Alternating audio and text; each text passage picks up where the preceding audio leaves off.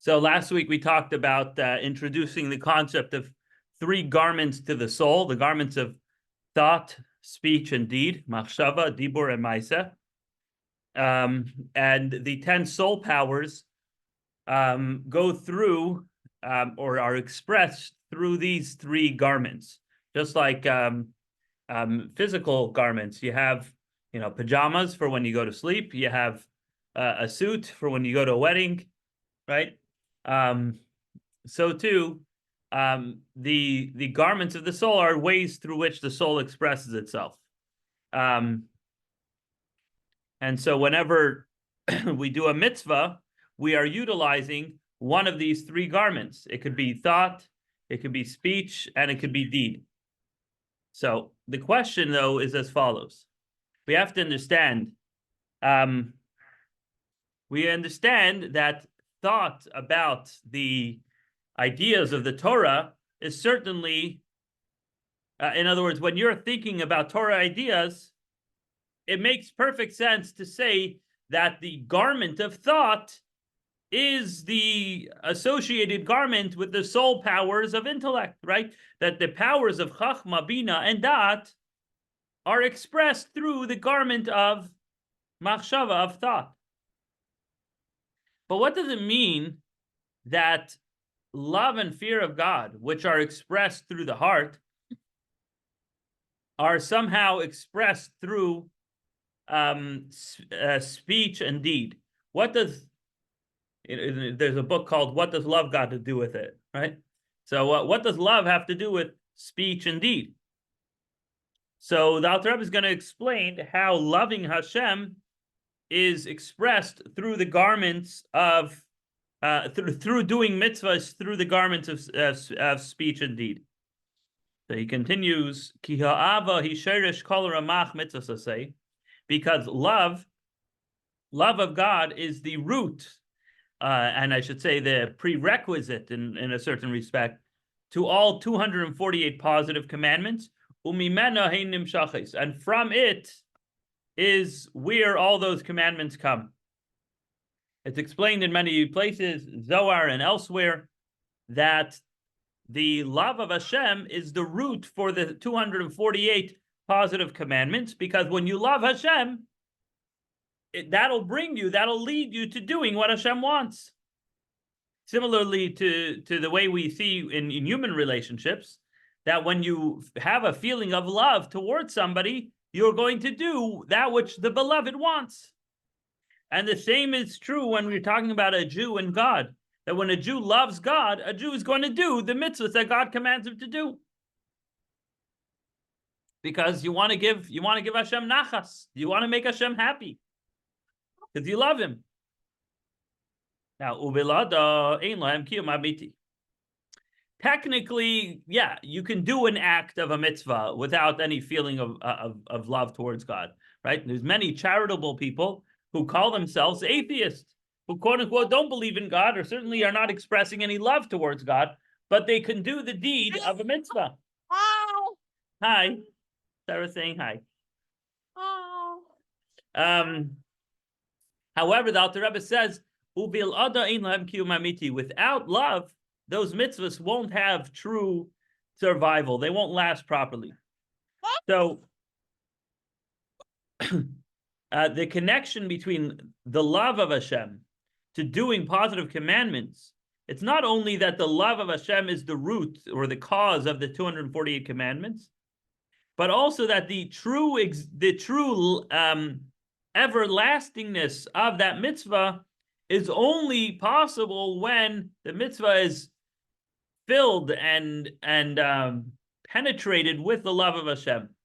In other words, the love of Hashem is enclosed, is dressed by those mitzvahs. The reason is ki amekayimon be'emes. My turn. Ki amekayimon be'emes. If somebody does the mitzvahs truthfully, that would be somebody who loves the name of God and wishes to truthfully attach himself to him. So true fulfillment of a positive commandment is specifically when it's a result of loving Hashem. Because what is love? What in was besteht love? In Yiddish we'd say, love consists of what? Love consists of attachment and closeness to the beloved. As it says in Parshas Vayishlach, he loved her and he attached his soul to her and he loved her, right? So love and attachment are synonymous with one another. Or more specifically, attachment, closeness is a symptom of love. So too, when a person loves God, meaning that he desires and has a thirst to be attached to God, as it says in Deuteronomy chapter 30, to love the Lord your God and to attach yourself to him. Because when you love Hashem, you're going to want to attach yourself to Hashem. Now, how do you attach yourself to Hashem truthfully? So for this, Alter Rebbe continues,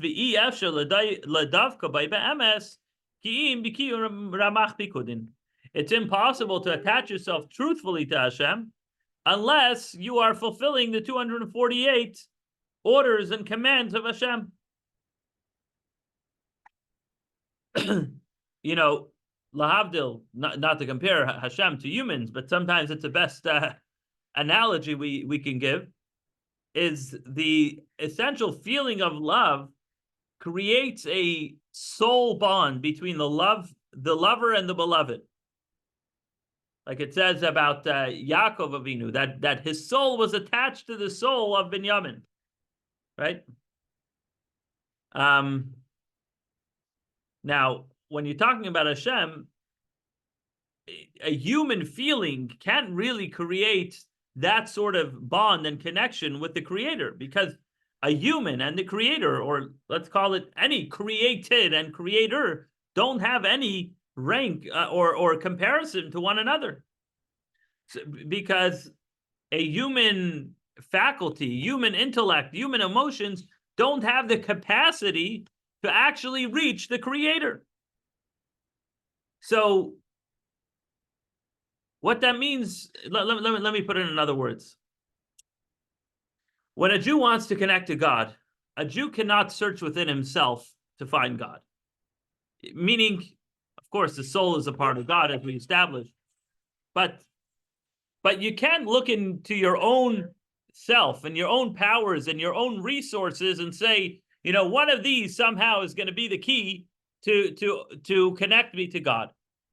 The only way you could have any entry, any association and attachment with God is by something that God gave you, right? Just like if you wanted to enter into your neighbor's house, you can't go take the key from your bedroom or the key from your shed or the key to your front door and try to open your neighbor's front door, because those are your keys. They're keys to your house. You want to open your neighbor's house, you need your neighbor's key, right?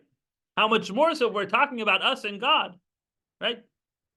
You can't just look in yourself and say, oh, this is how I'm going to attach myself to God. No. The only access that we have to God is by things that God gave us, namely the 248 commandments that he gave us. Now, why are the commandments a key to our relationship with God? So the answer is, as the Zohar says, Shehim Ramachi Varin de Malka Kavayacho, because the 248 positive commandments are like the 248 limbs of the king, so to speak.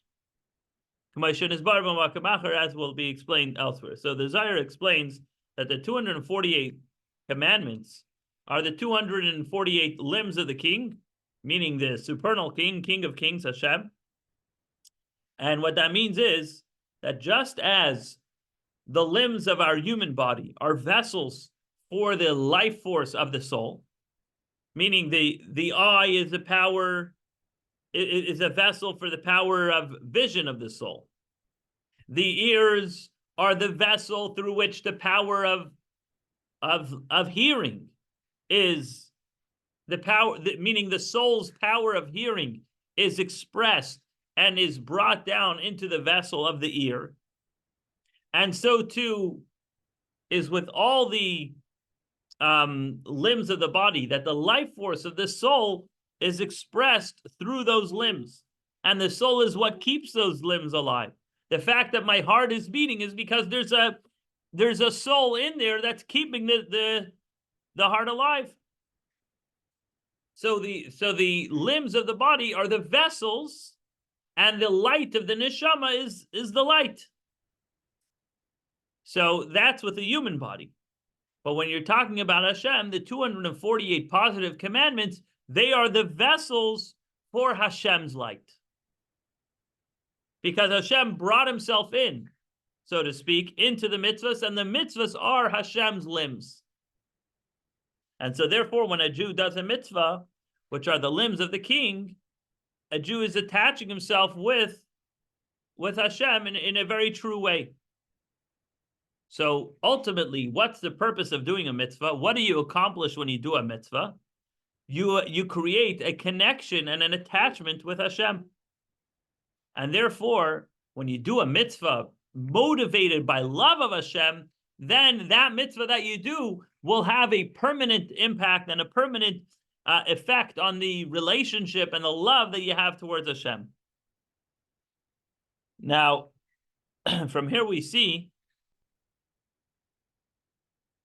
that a true fulfillment of a mitzvah is when a person's heart is filled with love towards Hashem, meaning that he wants to attach himself to Hashem, and he knows that all of his own feelings are not going to help him attach himself to Hashem properly.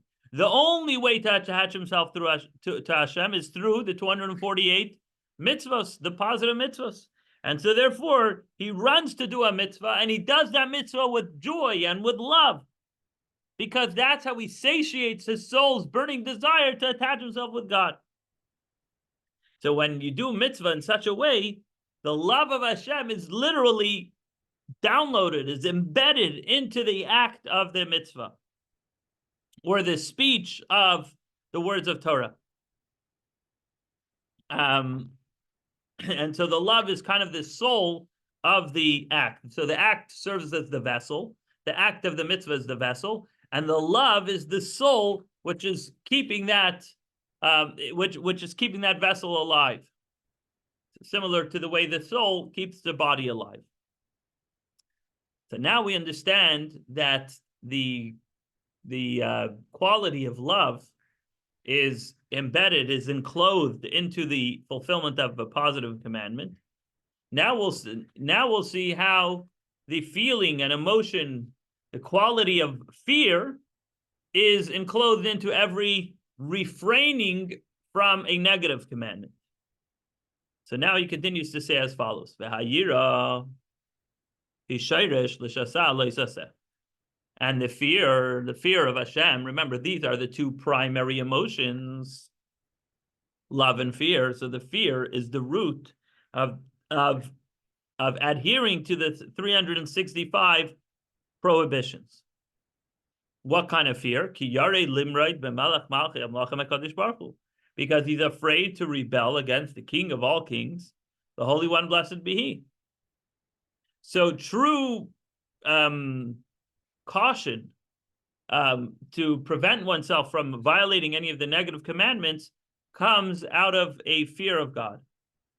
And only when a person's heart is filled with fear towards Hashem, that the person is afraid to rebel against Hashem, and he's therefore very careful to not violate Hashem's will in any of the 365 prohibitions. And so therefore, the more that a person is filled with feelings of fear from Hashem, he's going to be even more careful to not violate even the minutest possible violation. So it turns out that the feeling of fear of Hashem is once again enclosed in every act of prevention. What do they say? 1 ounce of prevention, right? So every ounce of prevention is enclosed, is motivated, and therefore enclosed with the fear of Hashem to not violate anything that Hashem says. But then he says there's actually a deeper level of fear, which is enclosed in the adherence to the 365 prohibitions. then there's an even greater fear. Meaning not fear, oh, I can't do this, I can't do that, but a person is simply embarrassed and bashful from God's greatness. So we explained earlier that there's different kinds of fear. There's fear of punishment and there's fear of shame. In other words, it's not a fear of trepidation. It's not a fear of, a mountain's going to fall on my head, or, I'm going to be struck by lightning. I'm afraid to do anything against God. That's, of course, an elementary level of fear, and maybe that's sometimes how a person needs to start. But over here, we're talking about a feeling of bashfulness towards Hashem. Meaning when a person recognizes Hashem's greatness and realizes that Hashem is infinite, he feels within himself as just a lowly creature. And that type of fear is called a yira pnimis, an internal fear, right? As opposed to the fear of rebellion, fear of doing the wrong thing is more of an external thing. There's this God out there who doesn't want me to do those behaviors out there, and I'm afraid of, pushing the wrong buttons out there. But over here, this is really a deeper fear, because it's an internal state of existence in a state of bashfulness. And it's really more of an inward feeling of total submission and total bittul, as it's called in Hebrew, which comes from a much deeper part of the soul. And the Alter Rebbe continues, Lamreis ene kavaydai, to rebel against the eyes of his glory. So certainly this type of fear is expressed in practically with actual refraining from doing anything that Hashem doesn't want us to do. But all of that is because I'm just embarrassed to do anything against what Hashem wants. It's kind of like a student that does something inappropriate, and suddenly his teacher comes into the room, and his teacher is a righteous, holy person, and that teacher sees what he does. And we're not talking about the principal. The principal is going to send you home or put you in detention or give you a writing assignment or fine you, whatever. But we're talking about the teacher who he has great respect for, who he knows is a very wise and holy man. You just want to run away, because you were caught in the act. It's not so much of what the teacher might do to you, but just the fact that you did something that the teacher doesn't approve of. It creates a certain feeling of embarrassment. And so this and more is the kind of fear that we're referring to when a person is afraid to do something that is inappropriate in God's eyes. And that's what we call yiras baishas, fear of shame. So the Alter Rebbe continues, Velasei Sarabe Einav, that one would never do any of the evil in God's eyes, called Tayavas Hashem Asher Saneh. This is quoting a pasuk from Deuteronomy, which says, any abomination of God which he hates. Hey, ma klipos v'sitra achra, which are the klipos, the shells, the sitra achra, the side that is not holiness. So again, the bashfulness is not in doing an avera is not because it's a rebellion against Hashem, but